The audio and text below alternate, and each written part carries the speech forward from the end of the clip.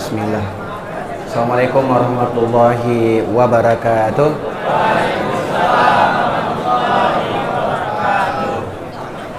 Innal hamdalillah nahmaduhu wa nasta'inuhu wa nastaghfiruh wa na'udzu billahi min syururi anfusina wa min sayyiati a'malina.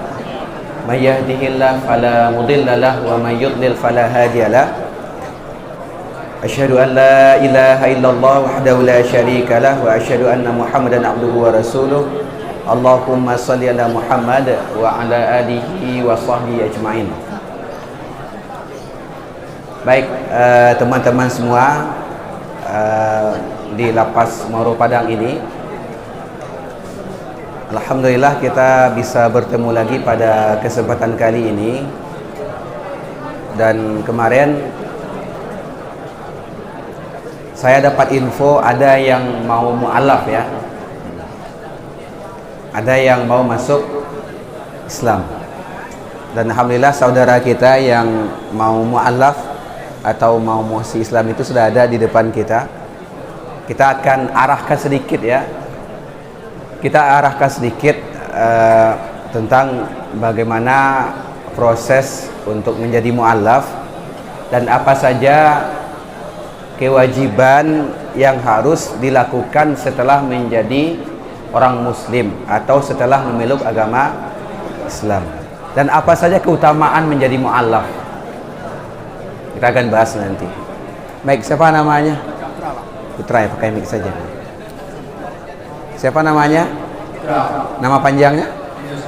Siapa? Leo Saputra. Agama sebelumnya? Kristen. Kristen apa tuh? Kristen Protestan ya. Masuk Islam, apa alasannya? Kenapa mau masuk Islam? Kan biasanya orang kalau masuk Islam itu ada ketertarikan. Apa yang membuat tertarik untuk masuk Islam gitu?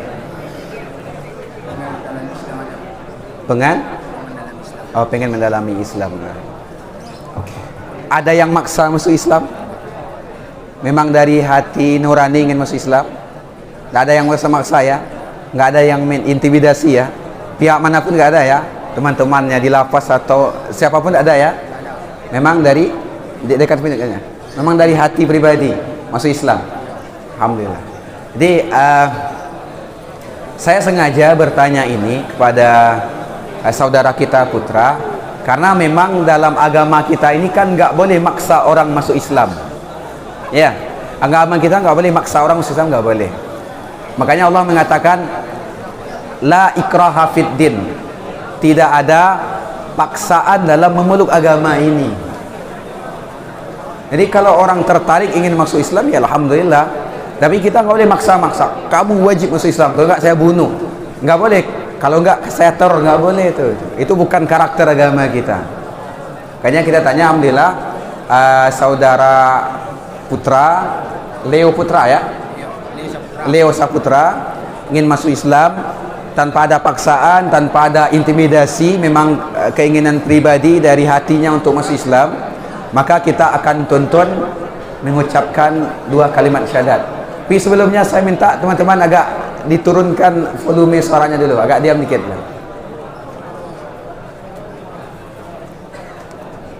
Baik, silakan mic-nya dia Pak. Kita tuntun, kita bacakan dulu bahasa Arabnya ya. Namanya kalimat syahadat, persaksian. Kita bacakan bahasa Arabnya, saya bacakan, kemudian ditiru. Baru nanti kita bacakan artinya. Paham ya? Baik, saya akan diulangi apa yang saya baca. Asyhadu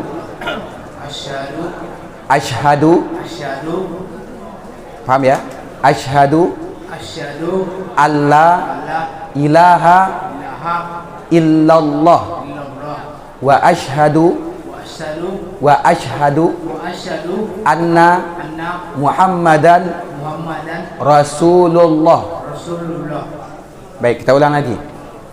Asyhadu alla ilaha illallah wa asyhadu anna Muhammadan Muhammadan Rasulullah. Baik, alhamdulillahirabbil alamin. Sekarang kita terjemahkan ya. Aku bersaksi bahwa tiada Tuhan yang berhak disembah dengan benar kecuali Allah, dan aku bersaksi bahwa Nabi Muhammad adalah utusan Allah. Bisa ulang lagi yang bahasa Indonesianya. Aku bersaksi bahwa tiada Tuhan yang berhak disembah dengan benar kecuali Allah, dan aku bersaksi bahwa Nabi Muhammad adalah utusan Allah. Masya Allah, takbir. Alhamdulillahirabbil alamin. Alhamdulillah sudah bertambah saudara kita putra ya. Dan dalam agama kita, siapa saja yang sebelumnya dia non muslim kemudian masuk Islam dia, maka kondisi Leo saat sekarang ini seperti bayi yang bersih dari dosa dan noda. Makanya ada kaidah al-islamu yajubbu ma qablahu. Islam itu akan menghapuskan dosa-dosa dan kesalahan sebelum orang itu memeluk agama Islam. Maka Leo kayak ini sekarang keadaannya itu nol dosa, nggak punya dosa, bersih. Itu beruntungnya. Maaf kalau meninggal nanti malam masuk surga langsung. Karena memang dalam agama kita orang kalau masuk Islam itu dosa-dosanya itu hapus semuanya, dihapuskan oleh Allah. Bagaimana dengan kita? Ustadz kita, bagaimana Ustadz kita yang udah lama meluk agama Islam ini tentu banyak dosa. Ada kesempatan yang Allah berikan. Apa itu? Taubat. Wa taubatu tajubbu ma qablaha. Orang kalau bertaubat dia betul-betul bertaubat, dia sesali dosa-dosanya, tidak dia ulangi, banyak dia minta ampun kepada Allah, maka dia akan dibersihkan juga seluruh dosa-dosanya sebelum dia bertaubat kepada Allah. Jadi alhamdulillah ya, kita bertambah saudara kita seagama Islam, saudara putra, dan saya berharap nanti teman-teman di lapas ini bantu diarahkan. Kita ingat juga kepada saudara putra ya, Islam itu tegak di atas 5 rukun atau 5 perkara ya. Yang pertama sudah dilakukan oleh saudara putra, yaitu syahadat. Sudah mengakui bahwa Tuhan yang berhak disembah itu cuma Allah saja, Tuhan yang lain nggak ada, dan Nabi Muhammad itu adalah utusan Allah. Yang kedua masuk ke tahap selanjutnya, apa itu? Melaksanakan salat 5 waktu. Karena Leo atau putra ini baru masuk Islam, maka cukup ikuti saja gerakannya dulu, gerakan salatnya ya. Pokoknya nanti teman-teman ajarkan. Contoh subuh berapa rakaat? 2 rakaat. Maka pas teman-temannya saat subuh, ikuti saja gerakannya. Bacaannya gimana? Baca aja subhanallah, hafal? Coba baca subhanallah. Baca subhanallah sering-sering. Atau zikir yang lain. Atau ketika saat subuh kan imamnya baca jahar ya. Jahar, dikeraskan bacaannya. Cukup putra dengarkan saja.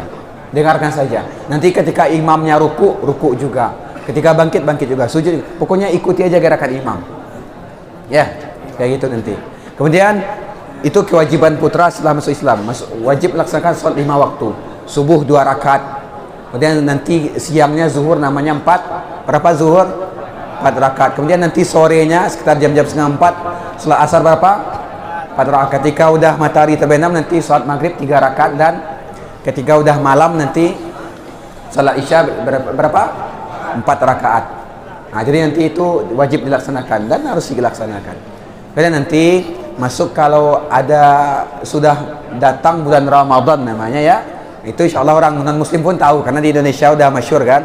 Kalau masuk bulan Ramadan kita berkewajiban ngapain? Melaksanakan puasa. Apa itu puasa? Menahan diri dari makan dan minum dan semua yang batalkannya. Sejak kapan? Hah? Dari terbit fajar sampai terbenam matahari. Karena nanti kalau ada kewajiban zakat, nanti namanya zakat. Kemudian nanti ada kewajiban haji. Tapi zakat dan haji itu nanti ada pembahasan khususnya. Ya, untuk putra ketahui. Dan nasihat saya yang terakhir sebelum putra kembali duduk ke bawah, kalau kita sudah komitmen memeluk agama Islam ini adalah agama yang rahmatan lil alamin, pembawa kasih sayang bagi seluruh alam. Islam tidak ada kaitannya dengan terorisme. Bahkan Islam sangat membenci dan mengutuk keras orang-orang yang melakukan perilaku terorisme. Membom gereja haram hukumnya, apalagi membom kantor polisi, apalagi memerangi polisi, memerangi tentara, enggak, haram hukumnya. Membunuh orang non muslim yang tidak memerangi kita, haram hukumnya. Jadi kalau ada nanti, kamu mau enggak jadi pelaku bom bunuh diri? Jangan. Dosa besar bunuh orang. Paham ya? Islam itu agama kasih sayang. Jangankan ke sesama manusia, hewan saja nggak boleh disiksa. Hewan, kita punya hewan, kucing, anjing, nggak boleh disiksa. Makanya Rasulullah pernah mengatakan ada perempuan masuk neraka gara-gara apa? Gara-gara kucing. Dia kurung kucingnya di rumahnya, nggak dia kasih makan. Marah Allah sama perempuan itu, dimasukkan ke neraka. Bayangkan kucing saja dihargai. Menyembelih hewan. Contoh ketika kurban, kan kita nyembelih sapi atau kambing. Itu kata Rasulullah, kalau kalian nyembelih hewan, tajamkan pisau kalian. Nggak boleh dengan pisau yang kurang tajam. Sakit bagi hewan. Bahkan sebelum disembelih itu, kenyangkan perutnya. Supaya ketika dia sakaratul maut itu, sekarat itu, tidak dia mendapatkan dua rasa sakit. Sakit karena kelaparan dan sakit kehilangan nyawa. Makanya kenyangkan perutnya. Ini agama Islam. Jadi agama Islam itu dimanapun kita berada, nampakkan orang Islam itu orang yang baik, orang yang santun kepada siapapun juga, kepada sesama muslim apalagi, dan termasuk juga kepada orang-orang non muslim. Bahkan kepada hewan pun kita harus santun. Ya, ini bagi kita semua dan termasuk bagi saya menyampaikan. Silakan duduk putra. Baik, alhamdulillahirabbil alamin. Kita bersyukur kepada Allah Subhanahu wa taala bisa dimudahkan oleh Allah proses syahadat saudara kita putra, dan kita mendoakan teman-teman semua, doakan putra semoga istiqamah memeluk agama Islam ini sampai meninggal dunia, sampai kematian datang kepada kita. Kata Allah, wa'bud rabbaka hatta ya'tiyakal yakin, dalam surat Al-Hijr ayat 99. Sembahlah Allah itu sampai kapan? Sampai kematian itu datang kepada kita. Jadi jangan pernah murtad dari agama Islam ini. Sampai kapan? Sampai mati pun tidak boleh murtad. Paham ya? Paham. Baik, saya nggak bisa lama-lama ngisi kajian hari ini karena saya lagi kurang sehat, tenggorokan saya lagi sakit. Ini lagi susah bicara nih, tapi dipaksakan terus. Saya ngejar ke sini karena kemarin dikabari ada yang mau mu'alaf, maka saya usahakan ke sini. Dan saya minta maaf karena telat ke sini kepada teman-teman semua. Mudah-mudahan kalau Allah beri kesehatan, Senin depan kita mulai kajian. Untuk besok kita akan mulai kajian tahsin ya, tapi bukan sama saya. Ada nanti 2 orang ustadz yang saya cari sebagai guru tahsinnya. Jam 9 besok Pak ya. Insyaallah jam 9. Itu yang akan diajar 24 orang ya. Ya, 28 orang yang diajar di kader yang 28 ini untuk jadi guru. Nanti yang 28 ini akan ngajarin ke teman-temannya di kamar masing-masing. Dan Iqra insya Allah besok saya bawa. Iqra sudah dapat sekitar 100 lebih ya. Itu yang dapat saya sampaikan pada kesempatan kali ini. Saya nggak bisa melanjutkan pembicaraan karena tenggorokan yang sedang sakit ya. Mudah-mudahan teman semua diberkahi oleh Allah SWT dan dimudahkan untuk menuntut ilmu agama. Fa'tabiru ya ulil absar lakum turhamun. Assalamualaikum warahmatullahi wabarakatuh.